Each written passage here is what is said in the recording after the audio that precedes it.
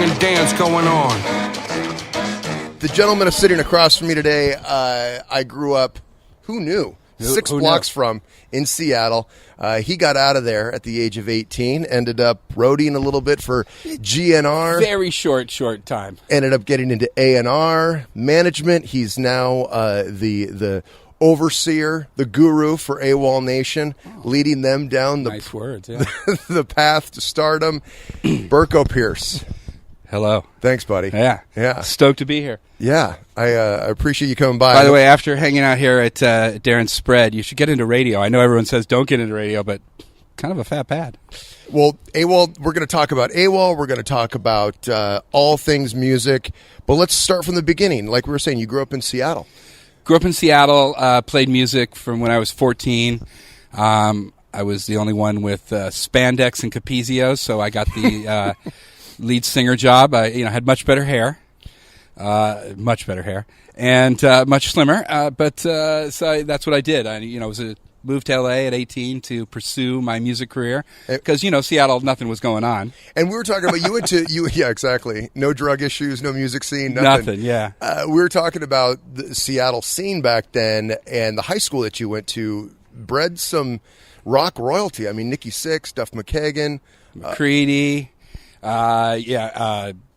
else did we mention earlier? Nikki, Duff, Frank. Nikki, Frank, yeah. And we're leaving out one. El Duce, yeah. And you said that you played. How was it that you were buddies with McCready? Because you guys played in a band together. Mike McCready from Pearl Jam, of course. Yeah, it was a teenage high school band. They'd been a band for years already, shredding. At 14, they'd been playing for years already, and I was just getting out of my jock phase and loved music.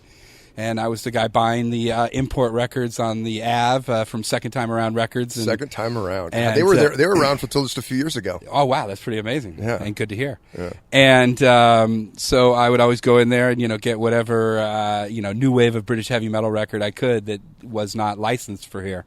So and then I knew the Friels and McCready, and they asked me to come sing a talent show, and then I was rocking. So you were lead singer for McCready. You were the yes, the early Andrew Wood, the early Eddie Vedder. Yeah, but none of that talent. And a funny aside is after I left and moved to LA, they auditioned new singers, and a guy named Chris Cornell walked through the door. They did not choose him. Really? Yeah. Anyway, funny aside. So that was. Apparently I was better than Chris. Yeah, exactly. So what was the spark, I guess, that said, you know what, I'm going to get out of Seattle, move to LA for you? I don't know. I just was. Because you left. We mentioned we left out the fact that you dropped out of Roosevelt High School. I did drop in out ninth of grade. Roosevelt High School in ninth grade. I was just stir crazy, and I liked adventure, and I was just dumb enough to do something like that and move somewhere with no friends, no anything, and just go for it. Mm-hmm. And you ended up with a decent roommate. Well, yeah, for a short period of time. The stories I can't tell anywhere, but pretty wild and pretty fun. I will say this: the first day I was there, it was a single apartment off Franklin. And I got a knock on the door, and I lived with this guy, West Arkeen, who has passed a few years ago. But he was a musician, songwriter, and I didn't know it really his scene or anything. But I got a knock on the door, and I opened it up, and it was Ike Turner and Sly Stone. Oh, my God. I was like, And they said, you got a car? And he said, well, first they asked for Wes, and I said, you're not here. You got a car? I said, yeah, come with me. And then I was off on a... Weird night with Sly Stone and Ike Turner. Chauffeuring those guys around town. Yeah, it's kind of weird. Well, what happened? Where'd you go? I ended up safe and healthy and no worse for wear, but Tina didn't show up, did she? No, Tina didn't show up. But it was an interesting night nonetheless. And Axl Rose was also a roommate of yours. Well, for a short period of time, absolutely, and that was interesting to watch. That was all pre Guns N' Roses signing. Yeah, early GNR days. Early. And obviously with Duff, because Duff left Seattle because of the drug issues and the madness going on up there for L.A. And then I think Duff hooked up with GNR. That whole thing came together pretty quick for that band. Absolutely. And I was, obviously prior to that, and I had sort of walked into that scene, and it was just wild, fun, crazy. I mean, my first week in L.A., it was Tuesday night, GNR at the Trube. with tables and chairs in, Yeah. And then Downtown Scream, which was a club run by Dale Gloria, Jane's Addiction. Okay. And, so that was my first week, like, whoa. So I certainly coming from Seattle and then all of that, I grew up with, and then seeing that. So I watched a few scenes, really start from inception. And definitely fun and exciting, I would say. Did you miss playing? Because like you said, you were kind of helping out GNR and you were around all the music. Well, I played in a band here. You did? Okay. A fabulous band called She Died. They were later signed to Geffen as Sugartooth, was their name. And but I was terrible. I could pack a room, but I was a terrible singer. So you played? No, I played nothing. No. You just sang. Okay. Yeah, and terrible. But I had long hair and dressed like a gringo cholo. And that was cool. But in our band, we had Dave Fortman, who later went on to produce Evanescence, Joey C., drummer for Queens for many years. Mm-hmm. So a lot of talent in the band, just not me.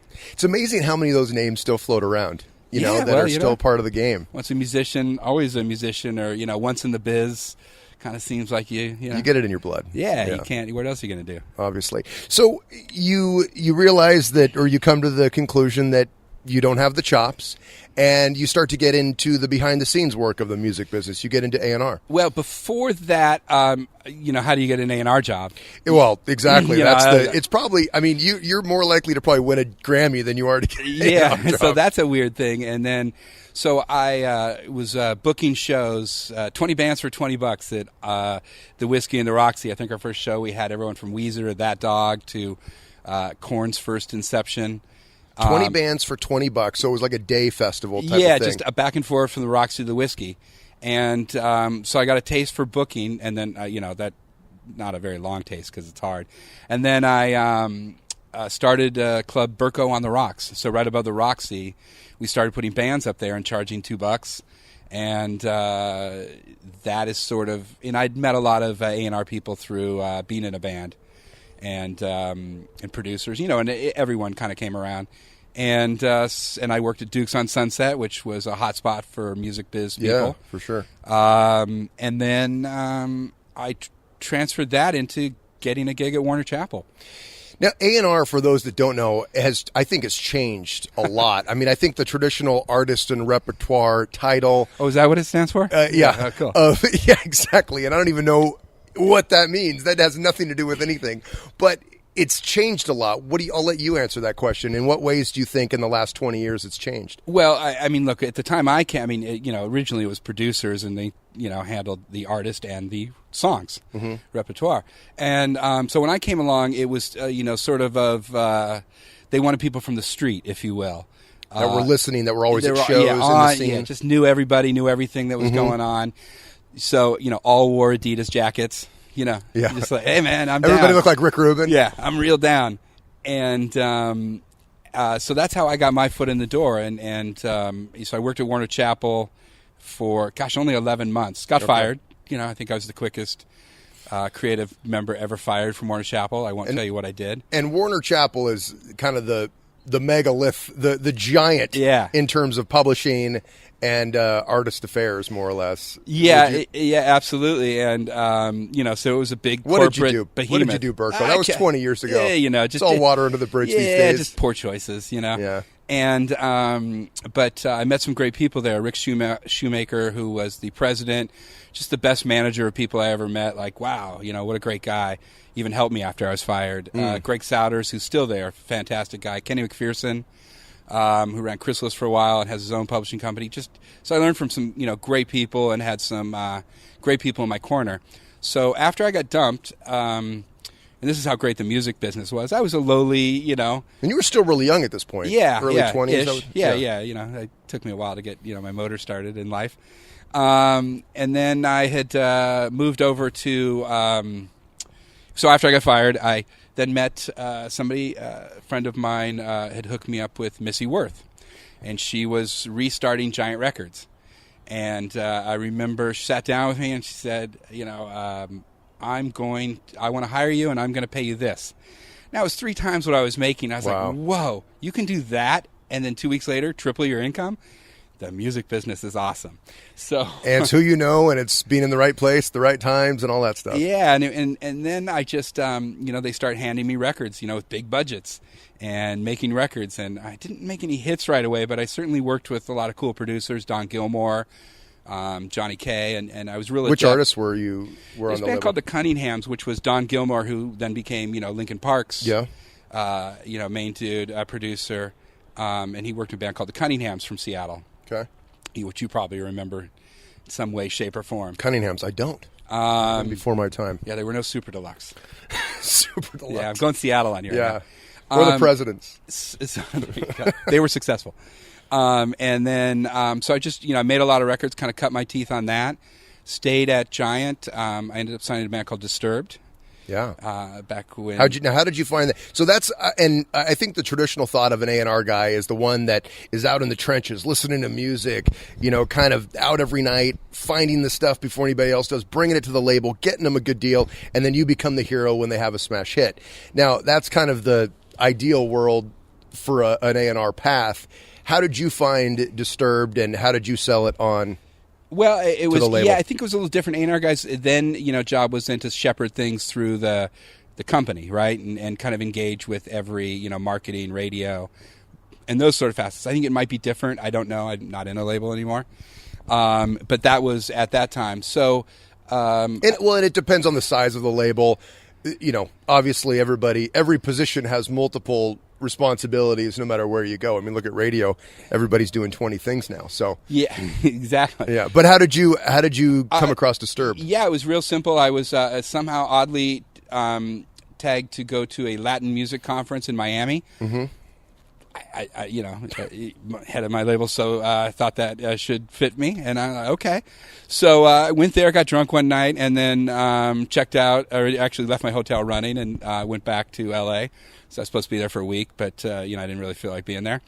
Had my fun the first night, and then I had turned on a few friends of mine, Matt Messer and Damon Booth, who were at EMI. I turned on a few months ago to Slipknot, where I'd just been late. Yeah. I think Ross had already signed it up. But, I sent it to him and said, whatever you do, sign this band. This is amazing. I had a taste for metal or new metal really well growing up with it. So from there, they said, oh, you missed Mobfest, a Chicago music conference. And said, I think you'd like this band. So they sent me over the tape, and it had Stupefy on it, and Down with the Sickness, and those sort of songs. And I was like, instantly it rang my head like, oh, this is American Judas Priest. Yeah. So I put a note on my boss's desk and said, we must sign this today. And then I think 3 days later we did.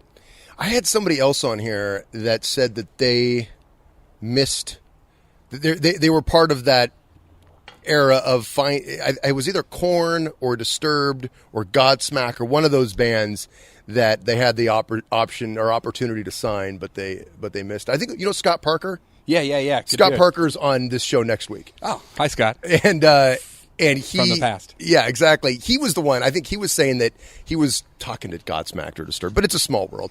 Yeah. So you're with Giant for a minute. Yeah, and so it was 7 years, I think, and then from there I went on to Maverick. And Maverick, for those who don't know, was Madonna's label, right? Correct. She started that. Gaio ran it, and they had some big names in that roster. Yeah, absolutely, and so I got there, and my first signing instantly was a band called Hometown Hero. Now, back up real quick. Were you recruited from Giant to go over to Maverick, or how did that transition take place? Yeah. Okay. So it just happens. People call you, sure. and then you end up somewhere, and that sounded, cool. Yeah. It was great. It was a cool, I think culturally a good place to go. Mm-hmm. And so I ended up there and signed Hometown Hero for, if people don't know, 13 years later turned into AWOLNATION. And my Hometown Hero, and so this was 01-ish, right? Yeah. Okay, so I was, at that time, I was cutting my teeth in Seattle at KGRG. Oh, wow. Do you remember KGRG? I do. 89.9, Today's Rock, where Julie Pilot was, and Dave Styles, and DJ No Name. A lot of Seattle DJs came out of that area, that station, because it was one of the only places you could go and screw up and not get fired the next day. Corner of the country. And one of the biggest, and that was emo land back then. That was Taking Back Sunday. Sunny Day. Yeah, Sunny Day Real Estate, Dashboard Confessional. But one of the biggest, most requested songs we had on that was Bleeds in Blue, Hometown Hero, and 12 ounce. Or was it 18 ounce? 18. It was 18. 18 was ounce, the track, 12 yeah. ounces my beer. That's another song on the record. Yes, 18. And I love that. I was like, who is this band? I found out a little, this is kind of early internet days. So the only thing I could find out about Hometown Hero was that they were this band from Orange County, which, like you said, turned out to be AWOLNATION, Aaron Bruno's creation. Yeah. It was a funny signing. Another manager, Brian Klein, who manages Fits in the Tantrums these days, was managing them at the time with Michael Goldberg, who I'm sure you know very well. Yeah. And so I went to rehearsal, not as an A&R guy, but just as a friend, and in the rehearsal room, and I just loved the attitude, loved everything that was there. And so afterwards, I just walked out and said, "Cool, I want to sign you." And they're like, "Well, who the fuck are you?" And so I had a showcase, and then just days later, we did that. Yeah, and that was Hometown Hero just did the one album, right? Just the one. Well, they did two records. One was never released, a record called Bitch City. And if you can find it on the internet, well worth it. Fantastic record if you want to get in the right headspace. You know what I'm saying? Interesting. So Aaron Bruno, let's kind of go through the quick evolution of AWOL. You had Hometown Hero, which did one album. Then this other album, you said, was it released? It's online somewhere? Maybe you can find it. I'm not sure. There was a small print. There was a small... No print, no nothing. Just, it was just out there. And so that wasn't released. I think Missy was managing them at the time. By this time, they'd already left Brian, and now Missy Worth was managing. And then they, I think I had a problem in the music business. I stuck up for the artist more so than the label. So that doesn't work in, certain arenas. And this is at Maverick in early 2000. Yeah, at Maverick, and so I didn't. I failed Maverick for sure. I would say that. As somebody they hired to sell records and do things. Yeah. So I certainly failed on that front. Because you mentioned to me at one point that you kind of felt like you had to start from scratch again within the industry. Like there was a time where you may have burned some bridges or done some things that were out of character. Yeah, well, like anyone's life that unfolds, it took a little those sort of things happen. So I eventually got let go of Maverick. I was actively searching another job, but after I got let go, let's just say the phone calls stopped. I couldn't get an interview to save my life. So how long were you on the sidelines? Oh, a while to make you nervous. So then, what were you doing? You were trying to rush by this, Berko. Oh, no, I'll get into it. Here's what I did. So I then by this time, Hometown Hero had been dropped from from Maverick, and they had a new band called Under the Influence of Giants. Is what it turned into. So I began managing that, and so it was my first stab into management. And I wouldn't say I had my I knew exactly, coming from A&R and management, two different worlds entirely, and. So we ended up getting to the Old Island Jeff Jam with L.A. Reid, and Paul Pontius brought us in there, and Jay-Z. That was cool. Yeah. And they were certainly picked as one of those bands to go, but they made one of those amazing records that just was ahead of its time. Mm-hmm. And he's always done that. I mean, he's still doing that. Yes, I love it. Yeah. And so, there wasn't a home for it at radio. I mean, still sold 100,000, which in today's world would be like, oh, wow. Yeah. Impressive. Yeah. And, but at that same time, they'd gone on for a couple years. I would say the bottom dropped out in my world. And in what way? Just life took over, divorce, things of that nature, and life upside down. And, I don't want to say karma got me, but I'd say I never had real respect for what I was given and what I had during those times, because it was everyone tells stories about the music biz back in the day. It was really fun. Well, do you think, and just to dive into that for a minute, do you feel like that mentality that you developed over time in your career was due to, like you said, your first night in LA, you were already helping out GNR, and then you kind of had a series of being in the right place at the right time. Not to say that you didn't deserve it, not to say that you weren't talented, but the fact that, there's a lot of talented people out there that are still sitting on the sidelines. So What do you think? Do you think that you kind of had a period of time where it was like, okay, now I got to pay my dues? Well, I'd say I just didn't have respect for what I was given. Okay. And, the way I look at things today is 180 degrees differently than I did back then. And where I had a lot of fun, learned a heck of a lot, enjoyed myself probably way too much some days. But, it was necessary. It's like a forest fire, right? You can't have new growth until the forest burns down. So that's what had to happen. And during that period of time, what were you doing busying yourself? What was your... Twiddling thumbs a little bit. Really? Did you have any other... Because a lot of people don't have a fallback plan. They don't have, I want to go be a teacher, or I want to go get into real estate, or whatever. I've never had much to my parents' chagrin, I've never had a fallback plan for anything in my life. The ninth grade education. And in fact, never have a plan. Gosh, who wants a plan? Just do it. Yeah, then you got to go. You got to go by the plan. I hate that. I just everything sort of dropped out, and I started a company, started consulting. My buddy Rodell Delphin used to work at Hits, and my now partner Scott Sheldon, who was a 20-year-old intern at the time. And we just started a consulting company and started consulting for labels and brands like Red Bull. And, that was fairly successful. Successful, that's a strong word. I could live. How about that? Yeah, sure. And we had, quite a few, maybe 20, 30 kids around the country that were interning for us, bringing us music. And so that was exciting because we were, all of the new music we were finding, a year and a half before it ever got to radio. And so that was really kind of... Who were some of those artists?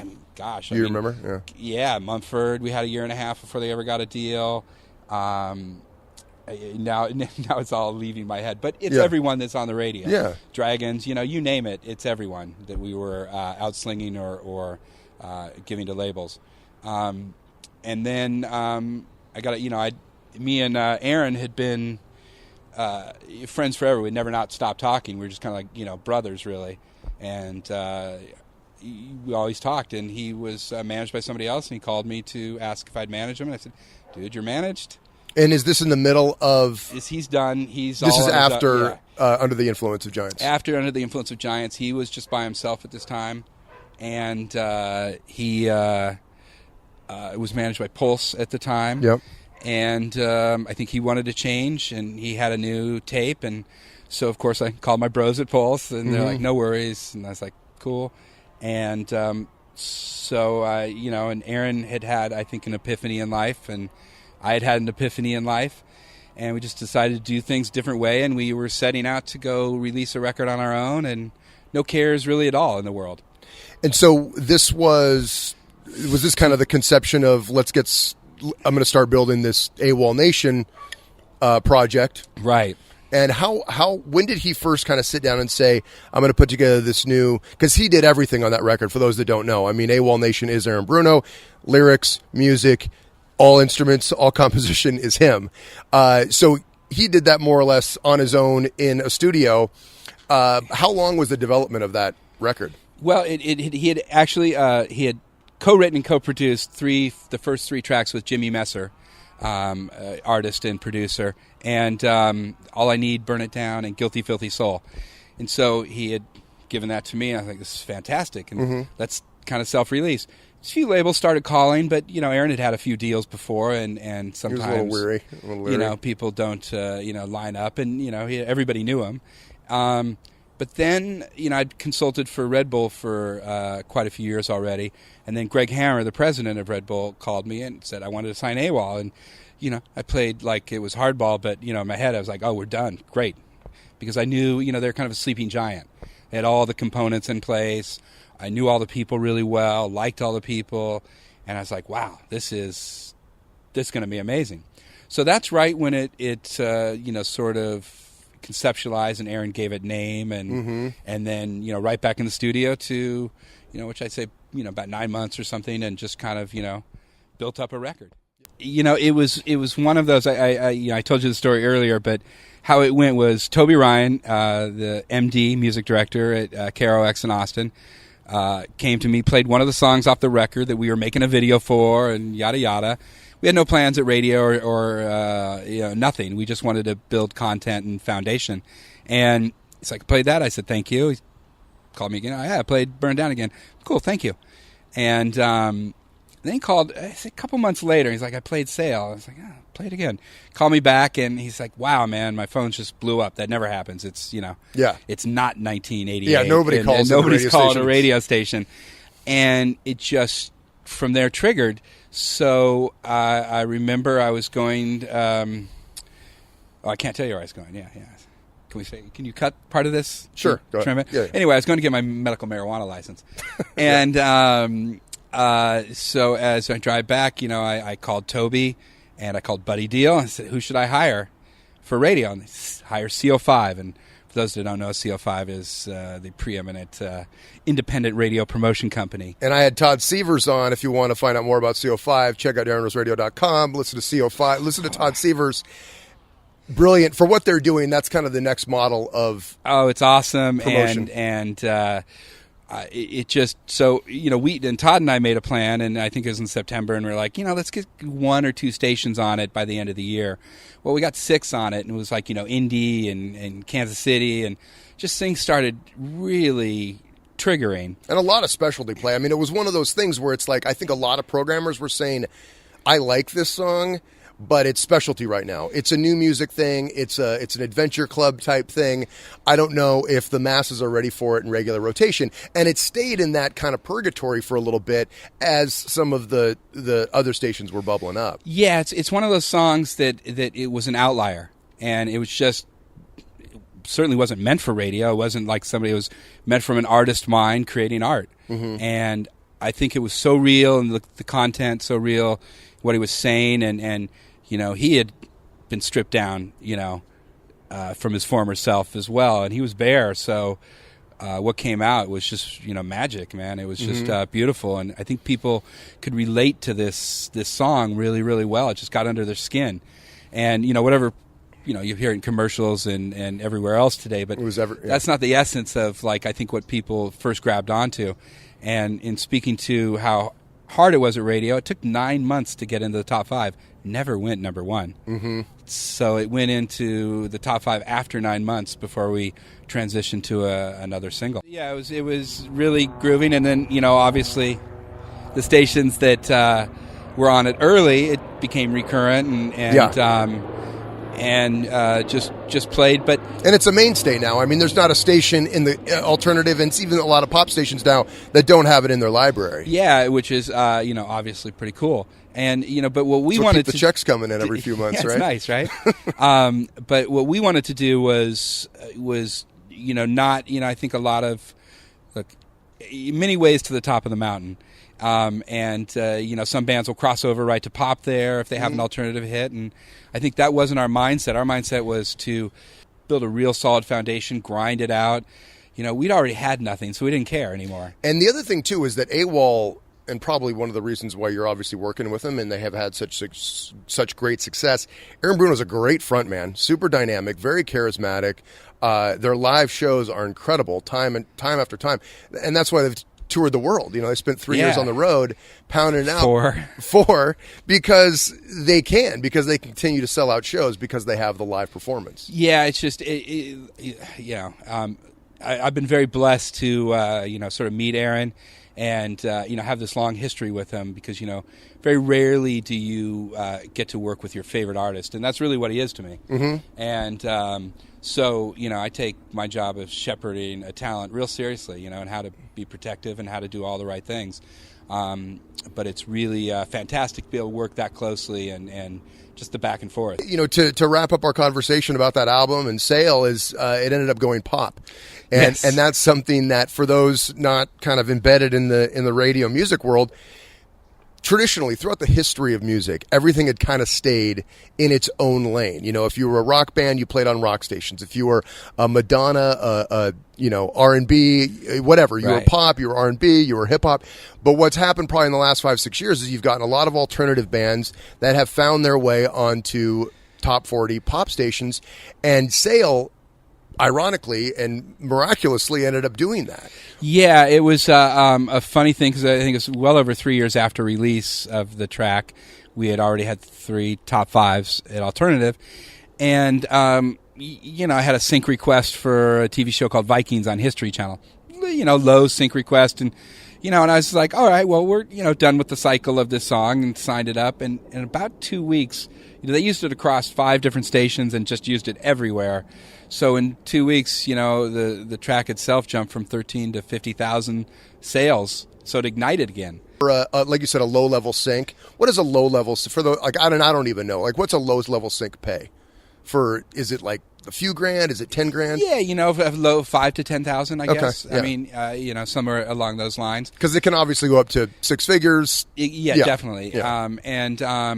So that happened, and then we went through the holiday season, and it didn't stop. And so we're like, wow. And with CO5 and Joe Guzik had a promotion at Rebel, we all got together and like, you want to do this? Okay, and there we did. Started calling top 40 programmers. Yeah. And a couple guys stepped out early on it, and we ended up, kind of taking it top 20, but without having to do all that you have to do.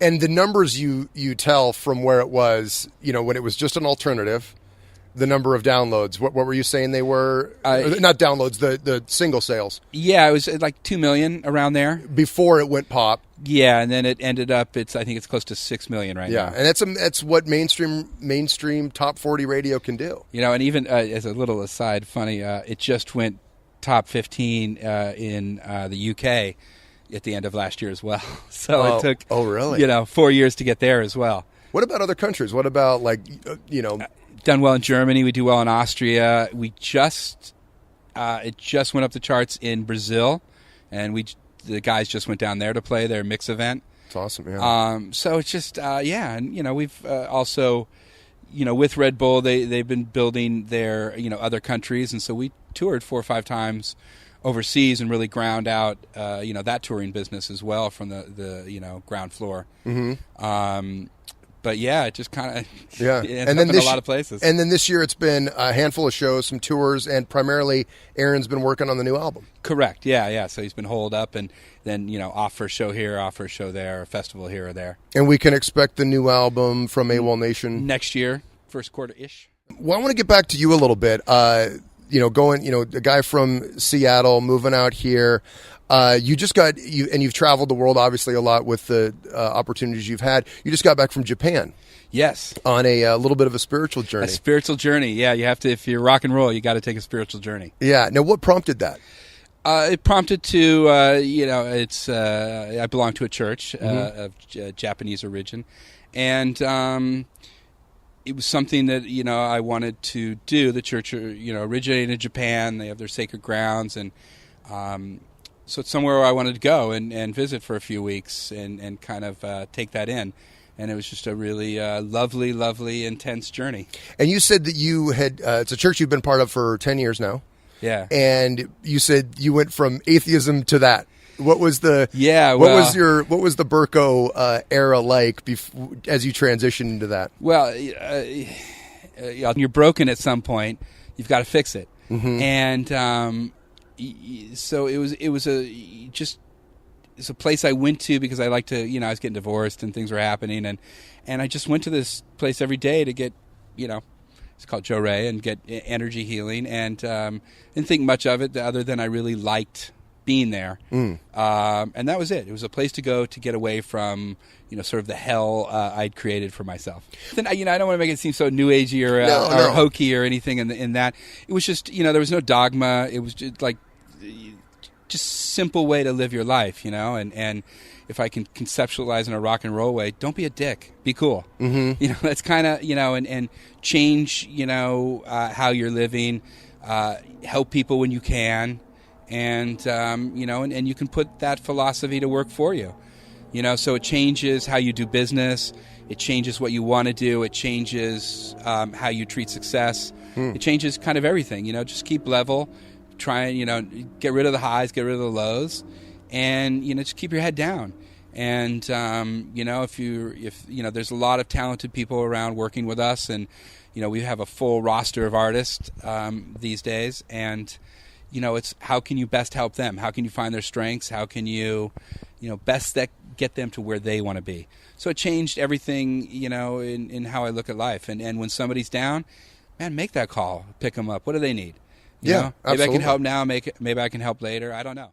A couple other questions before we wrap up off my trusty question sheet. Biggest career highlight or honor? Just being allowed to do what I do. I mean, there's no, I was talking the other day, it was one of my artists, and there's no aha moment anymore. There's no like, aha, we've done it, aha. It doesn't happen. Everything's anticlimactic and slow. And yeah, and it's just like, hey, man, I've lived a pretty interesting life and had some pretty interesting times. So I'd say just in whole, it's amazing that I'm allowed to do this. Mm-hmm. That this is my life. Like, wow, I get to wake up and decide what I'm going to do today. And my boss, are my artists, right? They're really my bosses. Right. And that's pretty cool. Yeah. Yeah. Toughest thing you've had to overcome? My own ego. My own, sort of sense of myself at one point. Yeah. What's the last album you listened to, or last piece of music you really sat down and enjoyed? New AWOL record. Good plug. Pretty fantastic. Yeah. My other artist just released New Zealand record. Rapper out of Austin, Texas. And I got my playlist that swing from little Prince to some Zepp to a little it's just all over the place. Yeah. Prince, Sign of the Times was my last record I put on there. Yeah. Prince, Sign of the Times. Yeah. Before that, can I see those questions? Who are you starstruck by? I have like a bucket list of people that I still would want to interview. And I think that, if Dave Grohl or Eddie Vedder, who are still on that list came through, I'd be honored. And then you get guys that are like larger than life. I mean, like an Al Pacino or a Bob Dylan, Robert De Niro. I mean, those guys would be. I've been lucky, just like yourself. You've met a lot of your heroes. I've hung out. I've had drinks and shot the shit with a lot of guys that I grew up idolizing. What was your first exposure to music? What were they playing at the family stereo? Yeah, it's Barry Manilow. Who's the Why Don't We Get Drunk and Screw guy? Jimmy Buffett. Jimmy Buffett. Love Jimmy Buffett. So sort of things like that. My mother had no real love of music, who I grew up with, and it wasn't much, but I seemed to just gravitate towards music. And I think my first real concert was Ohio Players, Casey and Sunshine Band, and Brothers Johnson when I was 11. And I remember having... it was in, where it was in Seattle? Yeah, arena. I think now the Key Arena, yeah. Mercer Arena, yeah. And so that was that. And then I remember it was after that, it was Nugent, Kiss...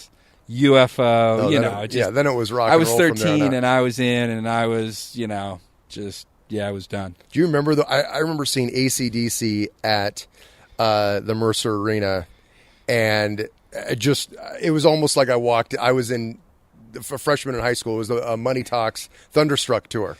Oh, and wow. They dropped all the money from the ceiling, and I bought my first concert shirt. My very first live performance was years before parents took me to see James Taylor. Yeah. So, people don't understand, like, growing up in Seattle, like, even though it was an arena and everyone thinks of an arena, something cool about going to the Seattle Center, hanging out by the fountain, like pre-show ritual. It was just, I don't know, man, kind of magical when I look back and you were gone on it. And you were gone for that whole Seattle explosion in the late 80s, but early 90s. At the same time, I knew it well. I mean, of course. I'd take my band to Seattle one time.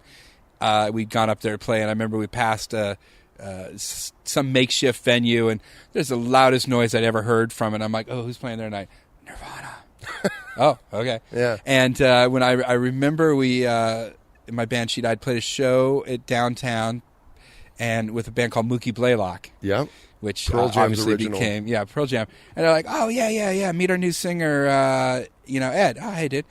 And I remember I went on. I was probably at the OK Hotel. No, it was God Save the Queen. Janice DeSoto. She also ran English Acid. So I can't actually remember what the venue was. Okay. This is in L.A. Oh, this is in L.A. Okay. Yeah, so they had come down here. And I remember that night well. We had a bunch of label people out there. I took a turd on stage. It was horrible. What? And I was terrible. Not literally, figuratively. Like, would you just squat and take a shit on stage? Jesus, criminy. Figuratively. And I remember Mookie Blaylock came on, and this cat named Eddie Vedder came, and they did a song called Wash, which was a B-side slow blues jam that just grew. And, within seconds of hearing his voice, you're just like, okay, that dude's, game over. That dude's pretty good, And I'd already seen Axl at this point quite a bit, and like, wow, that dude's pretty good. And then about 3 weeks later, we opened for another band called Mighty Joe Young, who became Stone Temple Pilots. Mm-hmm. And, wow, that Cat Weiland is a pretty good singer. And that was, it's weird. You mentioned these names, and even Cornell and Lane Staley's, that was that era where, like, it went from the shrieky, high-pitched kind of hair metal, to like, more of the baritone, like, scream. We were definitely Seattle's first, not Seattle's, LA's first grunge band. In that regard, I dropped it down, that whole sort of thing. But my music career the door was shut, in a month's time, opening for Eddie Vedder and Weiland and Stone Temple Pilots, and I realized, like, I really suck. Yeah. Music right now, do you think that we're in trouble, kind of what we've done in the alternative world over the last few, 5-6 years, how we've brought bands like, we've bought bands from alternative to pop? I think, like anything in life, it's choices you make.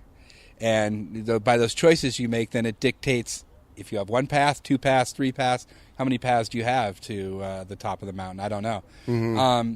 So we could look at alternative radio right now and be like, okay, they're all just bands waiting to cross over into pop. But let's go back 12 years ago. It was active rock that was crossing over into pop at that time. It was the Hinders, the Nickelbacks. So there's always cycles in that, and I think you could probably go back in history. But it definitely is cyclical. Sure. What's I think far more interesting is when something becomes so by the book, well, cracks start developing, and then things grow out of those cracks, and then that becomes the norm. I mean, it was, back in the late 80s and all the alternative bands, that weren't getting airplay or weren't happening, there was a scene that bubbled for a decade, that just blew up and out. Do you think we're getting ready for a format flip in or I guess a new format in radio where you almost have these bands that we're talking about, Pearl Jam, Nirvana, Soundgarden, Alice in Chains, STP, where those albums they put out early 90s, mid 90s should really be on classic rock stations now because they can't be played up against. Some of them stand the time. Like some of those Smashing Pumpkin songs can absolutely be played next to AWOLNATION and the new stuff that's out now. But there's a lot of music that doesn't necessarily blend with the alternative of today. It almost feels like we need a format split and give that music its fair due on its own somewhere. Yeah, I mean, something will shake out, and like I said, something will grow through the cracks, and then people that fiddle with numbers a lot will figure out that they need to head in that direction. Mm-hmm. It's kind of how it works, right? Whenever something, the outliers come, and I mean, Metallica, nobody would have thought of Metallica was going to be the biggest band on planet rock at one time. Right. I remember getting Metallica, people trading cassette tapes, of Metallica shows, and then there's 15 million, and everybody knows Metallica. Your mom knows Metallica. Mm-hmm. You never would have conceptualized that happening. So I just think it happens in cycles. Sometimes the whole thing gets torn down and changed. I mean, just look what all those bands in the 90s, it changed everything instantly. Yeah. It was a lightning in a bottle. It all happened. Mm-hmm. So radio changed drastically right then and there. Could happen again. I don't know. But I want to ask you last thing. 2 questions. One, what was the best first part of the question is best piece of advice you've ever received in your career? Advice. Don't ask for anything. Head down. Don't complain. Don't bitch. Ask what you can do for somebody else. Just get to it. Yeah. Just get to it. Berko Pearce, you, my friend, are one of the good ones. Ah, you're so kind. Thank you. We need a few more of you in the music business. Thanks so much for coming by today. AWOLNATION, new album, first part of next year. If you're not familiar with the AWOLNATION catalog, Megalithic Symphony is an album that should be in everybody's catalog, everybody's library. Go out and get it. And thanks again, Berko, for hanging out. Thank you for having me. Much appreciated. All right, buddy.